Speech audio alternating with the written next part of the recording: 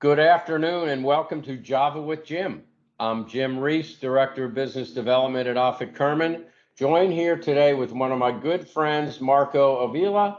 Marco is President and Chairman of the Board of the Maryland Hispanic Chamber of Commerce.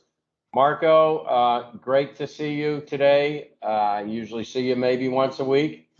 Hope you're doing well and welcome to the Java with Jim show. Thank you, Jim. Very excited to be here and chatting with you. It's always exciting to be around you and chat with you, and these exciting, topics that we always talk about.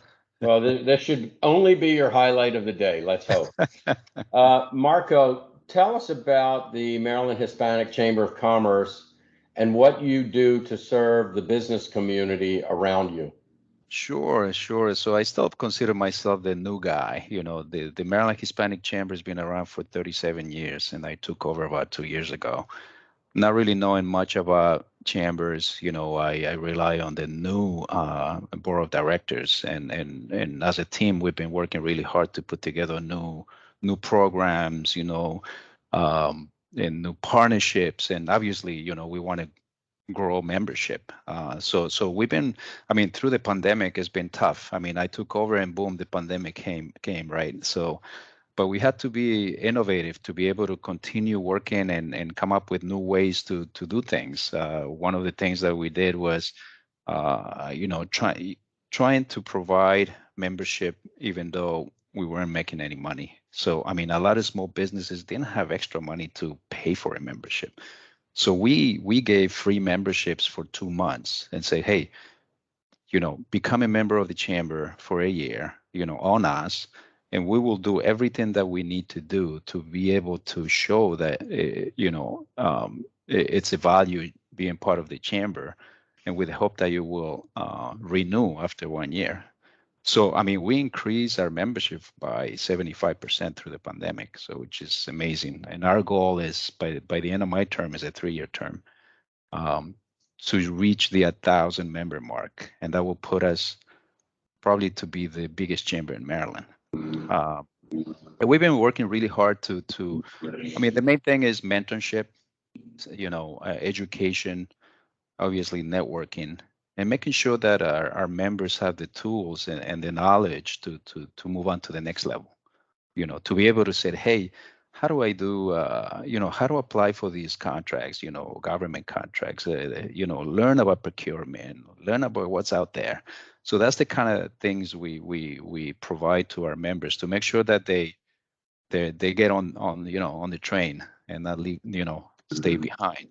So that's the kind of thing that we've been doing, and we've been working really hard to make sure we provide this information. We created this monthly members meeting, and there's a different topic every month, and it's we bring experts on the subject, either procurement 101 to learn how to go after contracts, or finance, or legal issues, technology. We just had the 5G technology presentation, that's coming up, and it's going to be all over the country. So, and the partnerships, we've been partnering with a lot of entities. We're talking the Federal Reserve Bank, the IRS, the Better Business Bureau, BBJ, et cetera. So I think partnership is a powerful, because we can do things together and do more.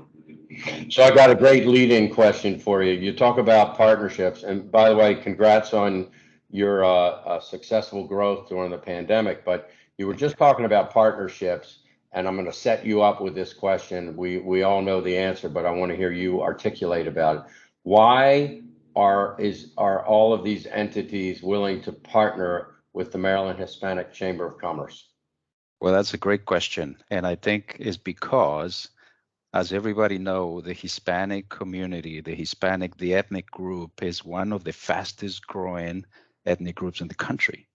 1 in 6 people in the U.S. are Hispanic, 1 in 10 in Maryland. And based on 2018, I think we had about 60,000 Hispanic businesses in Maryland. And I'm looking forward to see the 2020 census, because I think it's going to be over 100,000 Hispanic businesses. So all these big corporations see the value of being part of the Maryland Hispanic Chamber because it's going to help their business as well, you know.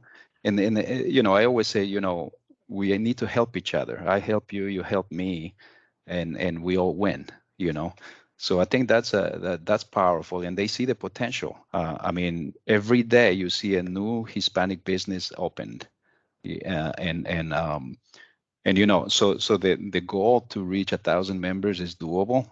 We just have to be, we have to go for it and get the 1,000 members, and everybody can help. You don't have to be a Hispanic to join the chamber. Just join, and we can work together to be better. Yep, for sure. When it comes to the chamber, what are you most proud of? I think I'm very proud of our team. Our team has been working really hard, and I'm also proud about this particular chamber because for 37 years, this chamber has been 100% volunteer.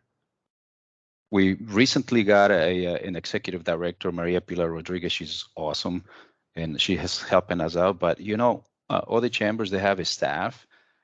We don't. We do it ourselves. We have a working board. So I'm proud of that because all these volunteers, they just devote their time to run these organizations, and that's what I'm proud of. Yeah. What do you and the Maryland Hispanic Chamber of Commerce, what are you going to be focused on in the next 6 months? Well, we are going to refining all the programs that we put together, and in the next 6 months, and actually 12 months for that matter, is what I just mentioned. To try to get those members in, to try to meet the goal of reaching 1,000 members, and we need help with that. So everyone listening to this, feel free to reach me or reach anyone on the board, and we'll be happy to talk, chat, and see how can we help each other. Yeah, that's a lofty goal for sure, but I've got confidence if anybody can do it, it's you. Marco, hopefully lots of people are going to be watching this little video interview here. What do most people watching this not know about you? That's a good question. I think most people sometimes they assume that the Maryland Hispanic Chamber of Commerce is my full-time job. It's a volunteer job. I'm actually a civil engineer. I work for WSP, USA, one of the biggest engineering firms in the world, and I work on mega infrastructure projects, program wide. And that's what I've been doing for a long time, 35 years and 23 years with WSP. But the other things that people might not know is that I do volunteer a lot. I have a foundation. I do medical missions all over the world, and we take a group of 45 medical volunteers to do free surgeries for children with deformities. Like cleft lips and palates. Hernias, burns, that kind of stuff. So that's one of the things that people might not know. And in the immediate world, people might just know me because of the chamber, but there's other things that we do. Also volunteer with the Engineer Society of Baltimore at the Engineers Club, and give scholarships every year, for engineering students, and now for Hispanic students, we created a scholarship program through the chamber.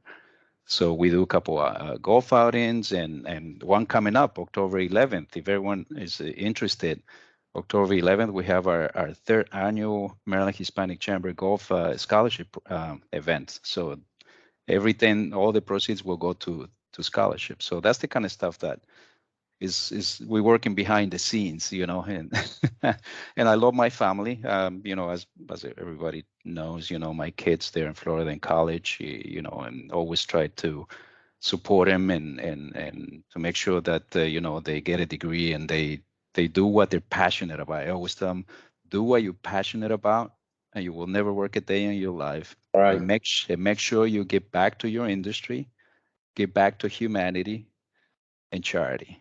So, and I think they will do that. Well, I'm glad you mentioned your kids because I was going to mention, and I'll let you go with this one.